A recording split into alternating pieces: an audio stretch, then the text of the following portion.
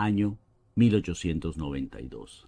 Calle Francisco Sosa, en la colonia Santa Catarina de Coyoacán, Ciudad de México.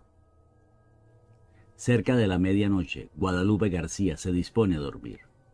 Mientras empieza a quitarse el pesado vestido que lució en la cena familiar, percibe sorprendida que en el espejo se refleja, detrás de ella, la figura de una mujer.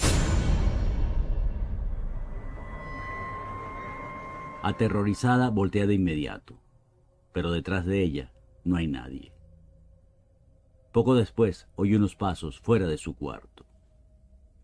Enseguida toma la vela que usa para alumbrarse y sale al pasillo donde sopla una tenue y gélida brisa, pero allí tampoco ve nada. Más adelante, en el descanso de la escalera, ve con claridad la figura de la misma mujer que había visto reflejada en el espejo. Era una mujer vestida de negro y con un velo de tul cubriendo su rostro.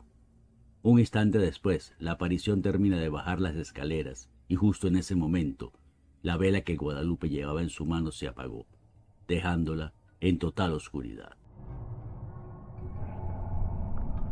A partir de ese año y durante otros 5 años, casi todos los miembros de la familia García vieron muy a menudo la aparición de una mujer vestida de luto. En una ocasión, la figura se materializó frente a Guadalupe y estuvo allí por más de media hora sollozando con voz apagada. Al notar la evidente tristeza de la aparición, trató de hablarle, pero no tuvo respuesta alguna y la imagen desapareció. Todas las apariciones, no solo ante Guadalupe, sino también ante otros miembros de la familia, fueron cuidadosamente anotadas por ella en un cuaderno con hora y fecha. Se había propuesto descubrir quién era aquel fantasma de mujer que parecía ser un alma en pena. De las averiguaciones que pudo hacer, surgió el nombre de una mujer, la posible candidata. Se trataba de Jimena González, que había sido la amante del anterior dueño de la casa, quien luego de una fuerte discusión fue echada de la vivienda para terminar muriendo en la indigencia en el año de 1912.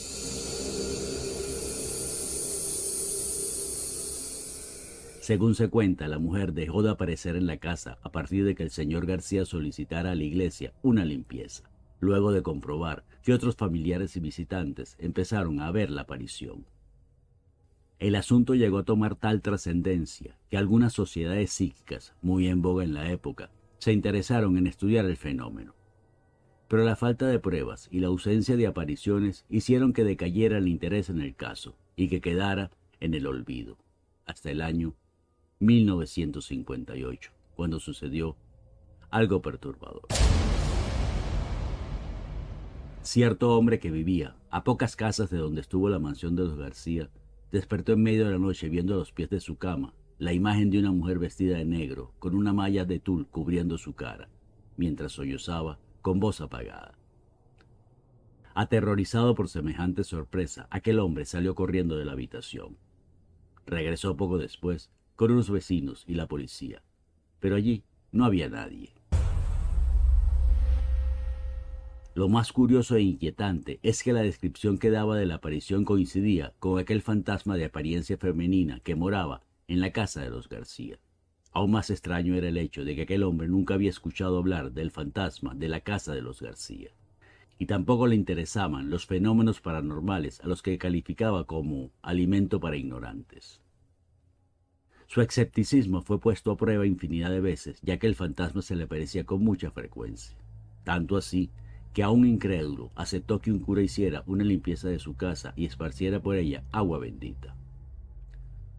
Aunque fue inútil, la mujer seguía apareciendo eventualmente, a veces bajando las escaleras, otras recorriendo la casa flotando sobre el piso, pero siempre sollozando con tristeza. Nunca nadie ha podido averiguar a ciencia cierta quién o qué era aquella aparición y cuál sería el motivo por el que el fantasma de Coyoacán se mudara de la casa de los García a otra en la misma calle Francisco Sosa, apenas a unos metros más allá.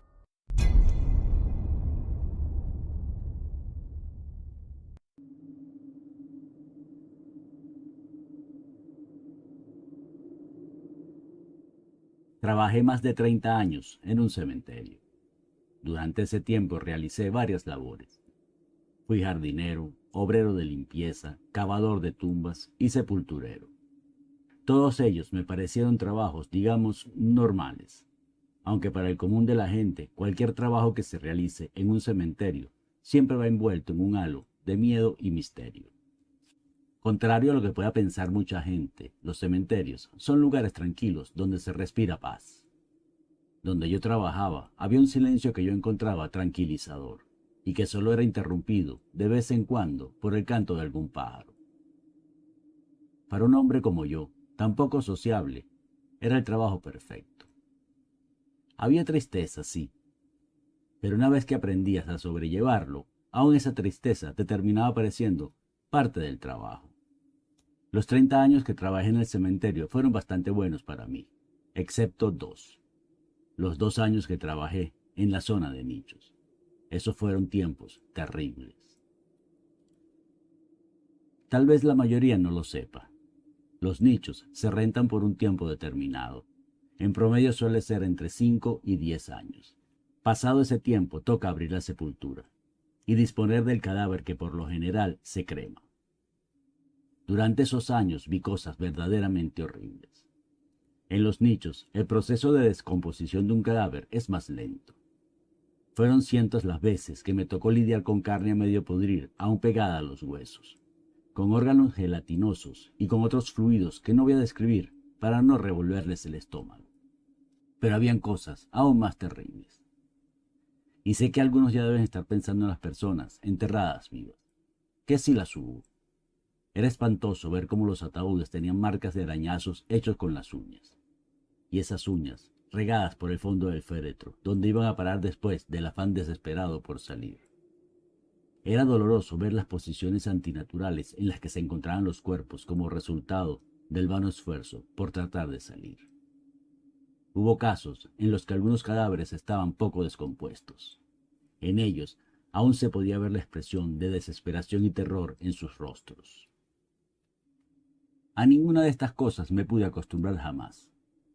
Infinidad de veces pedí que me cambiaran a otra actividad, pero no era escuchado, hasta una vez que sucedió algo en verdad espeluznante. Estaba por terminar mi jornada de trabajo. Abrí el último nicho que me asignaron ese día y saqué la urna. Estaba muy pesada. Eso era signo inequívoco de que había 2 cadáveres dentro de ese féretro.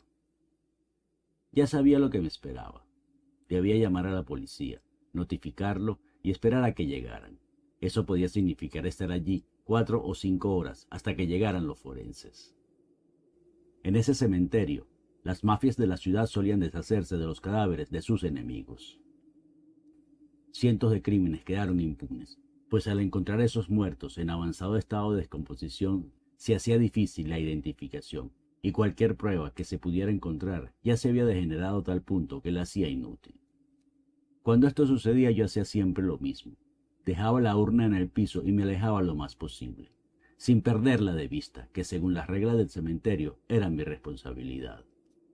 Los forenses estaban tardando más de la cuenta. Ya empezaba a impacientarme. No podía estar allí sentado tanto tiempo sin hacer nada. Entonces recordé que cuando llegan los forenses, lo primero que me piden es que saque los cadáveres de la urna y los disponga boca arriba, uno al lado del otro. Terminé de abrir la urna. El olor fétido y penetrante me hizo retroceder en un primer momento. Luego se disipó un poco hasta hacerse soportable y me volví a acercar. El segundo cadáver estaba boca abajo, puesto en el féretro de manera invertida, así que su cabeza reposaba sobre los pies del primer cadáver, o el muerto original.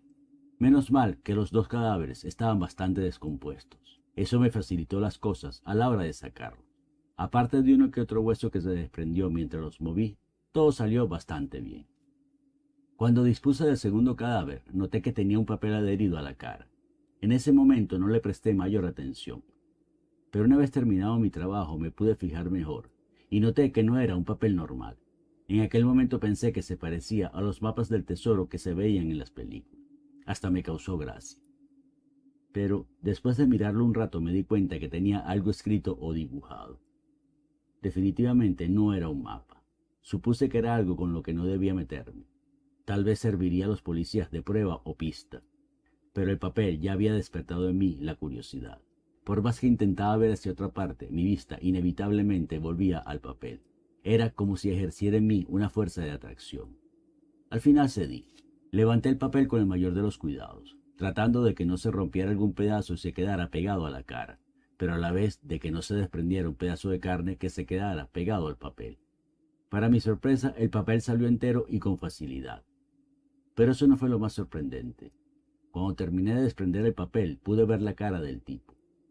Contra toda lógica, estaba intacta. Era horrible.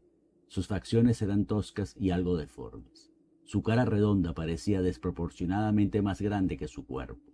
Sus ojos, aún cerrados, transmitían miedo, y sus cejas dibujaban un arco que solo se podía describir como diabólico. Volví mi atención al papel. Como lo pensé, era un papel muy antiguo. Creo que lo llaman pergamino. Y sí, tenía algo escrito, o mejor dicho, dibujado, pero no era algo que yo pudiera reconocer. Más aún, los símbolos allí dibujados ni siquiera parecían letras o alguna forma conocida. Estaba absorto viendo el papel cuando me pareció oír un rugido débil. Seguro fue el viento, pensé en ese momento. Debí prestar más atención. A lo lejos vi los vehículos policiales que traían a los forenses. Con rapidez puse el papel en la cara del tipo, pero el papel cayó al piso como si el viento lo hubiera empujado. Lo recogí del suelo y lo volví a poner en su lugar, pero de nuevo fue a parar al piso. Lo intenté 3 veces más, con el mismo resultado. Al final decidí dejarlo allí y decir que se había caído cuando saqué el cadáver. Cuando llegaron los forenses me aparté un poco para que pudieran hacer su trabajo. Por supuesto, lo primero que me preguntaron fue por el papel. Yo les dije lo que ya había pensado. Supongo que lo creyeron, porque solo me hicieron las preguntas de rutina. Al cabo de un rato me dijeron que ya podía retirarme. Ni lo pensé.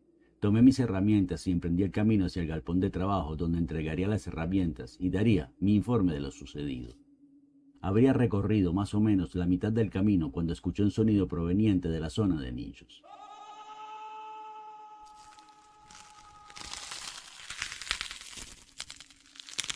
Fue un horripilante alarido, seguido de unos extraños chasquidos como si arrancaran carne de los huesos y la masticaran, o algo así. Corrí hasta donde habían quedado los investigadores. Me estremecí hasta los huesos con el espectáculo que encontré. Los 5 hombres de la comisión policial estaban tirados en el piso, terriblemente masacrados. No quise mirar en detalle, pero estoy seguro que faltaban parte de sus cuerpos. Permanecían intactos la urna y el primer cadáver, pero el segundo había desaparecido.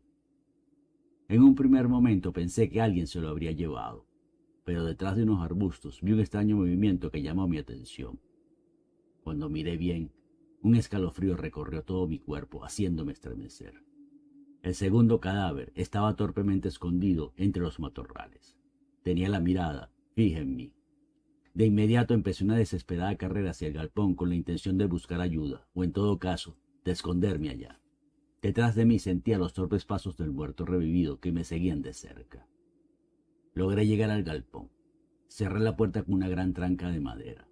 Aquel maléfico ser empezó a golpear la puerta con todas sus fuerzas.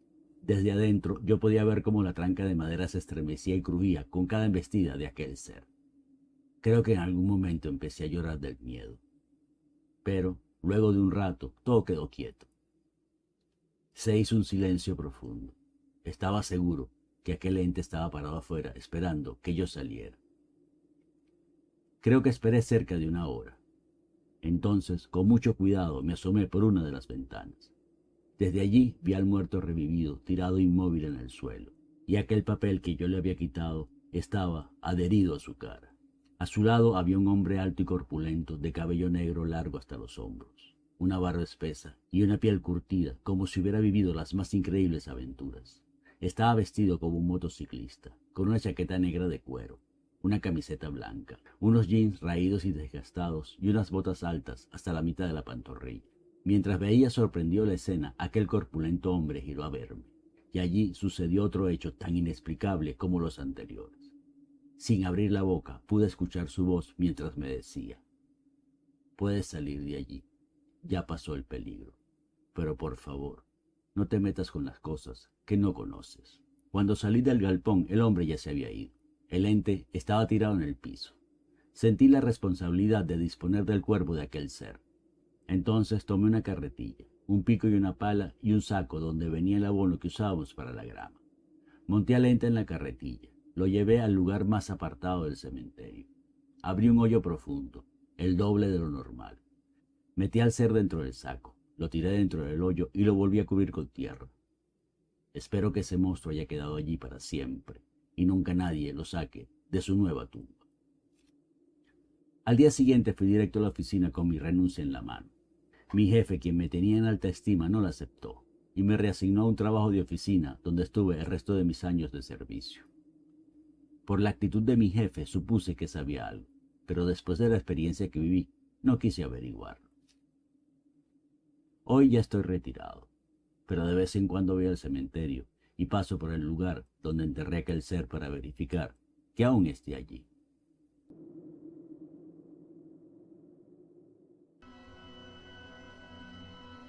A Elena no le gustaba mucho salir de noche, ni siquiera cuando era jovencita. Ella prefería quedarse en casa viendo una buena película o leyendo algún libro interesante. Pero esa noche era diferente. Su gran amiga Lucy acababa de pasar por un divorcio traumático, y ella sabía que su amiga necesitaba despejar la mente. Así que cuando Lucy le llamó para salir, Elena aceptó de inmediato.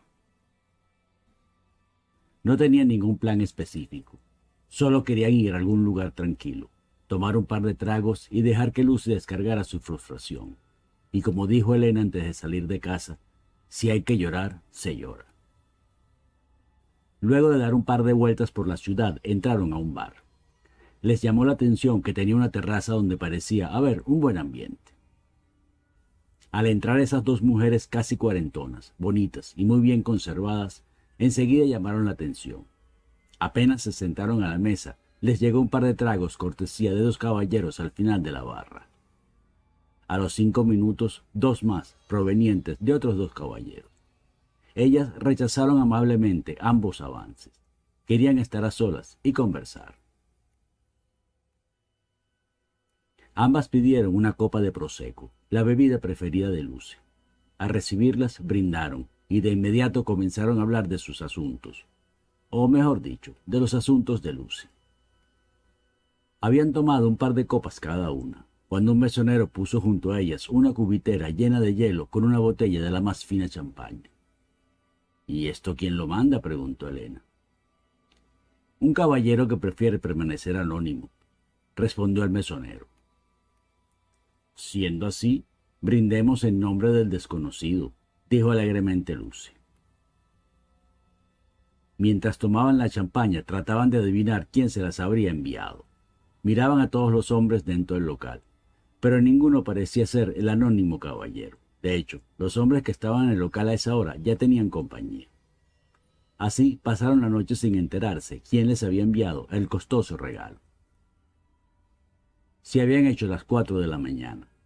Ambas consideraron que ya era hora de retirarse. Quedaron de acuerdo que Elena, la que menos había tomado, manejaría. Debido a la hora, ambas prefirieron ir a casa de Elena a dormir. Les pareció más seguro. Además, Lucy no quería estar sola en una casa tan grande y vacía. Al llegar al edificio donde vivía Elena, un auto deportivo de alta gama estaba bloqueando la entrada.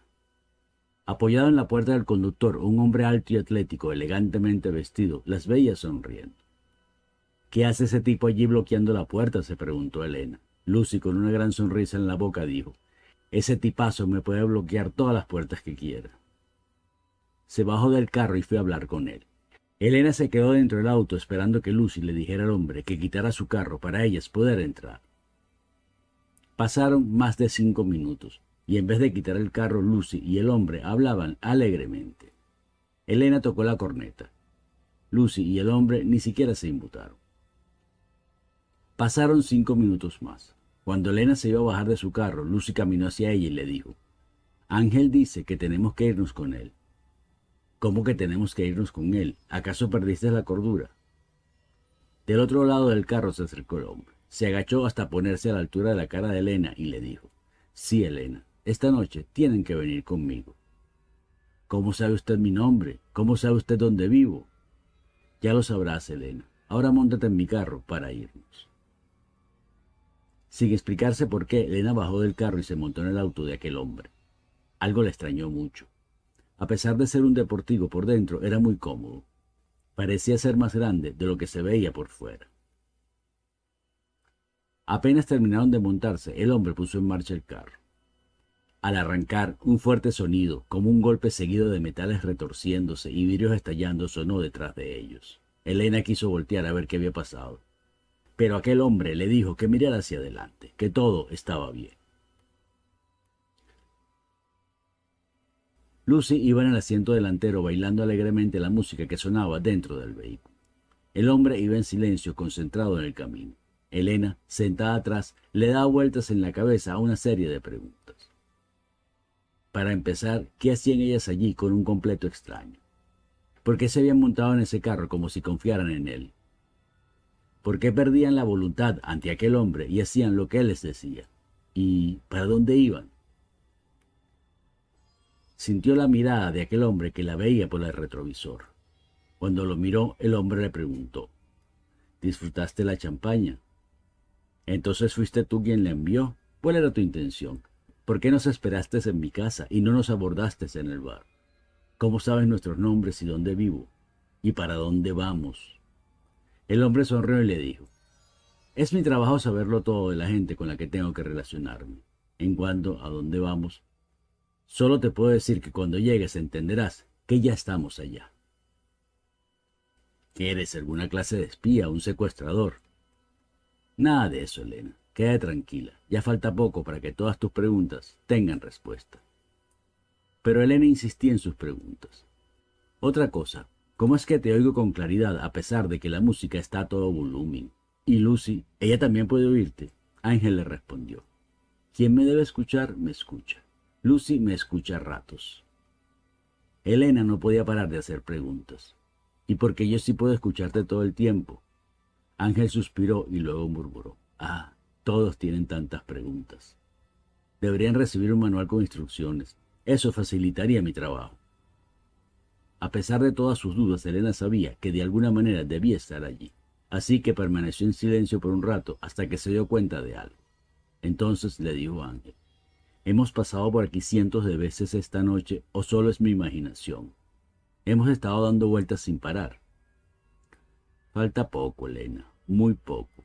Luego de eso la ruta cambió. Comenzaron a rodar por calles muy conocidas para Elena. Era el camino hacia su casa. ¿Vamos a mi casa?, preguntó. Algo así, respondió Ángel. A los pocos minutos detuvo el carro a la vuelta de la casa de Elena y le dijo: llegamos, vamos a bajarnos. Se bajaron del auto y Elena preguntó extrañada: ¿dónde está Lucy? ¿Acaso se bajó en otro lugar y yo no me di cuenta? Ángel le respondió con dulzura: Lucy ya no nos acompaña en este viaje. Caminaron hasta la esquina. Apenas dieron vuelta, Elena vio su auto destrozado contra un gran árbol. Más adelante, un camión y un hombre sentado en la acera con la cara entre las manos. Se acercó a su carro y llegó justo a tiempo para ver cómo un bombero cubría su cadáver aún sangrante con una sábana blanca. Al otro lado, 3 paramédicos daban los primeros auxilios a Lucy. Se escuchó a uno de ellos decir: ya respondió, rápido, estabilícenla y llévenla al hospital. A pesar de lo que estaba viendo, Elena no sintió miedo. Al contrario, sentía un extraño regocijo en su alma. Solo quería saber qué había pasado. Ángel le contó: cuando te detuviste para abrir la puerta del estacionamiento, aquel hombre que está sentado en la acera los embistió con tanta fuerza que las proyectó contra aquel árbol.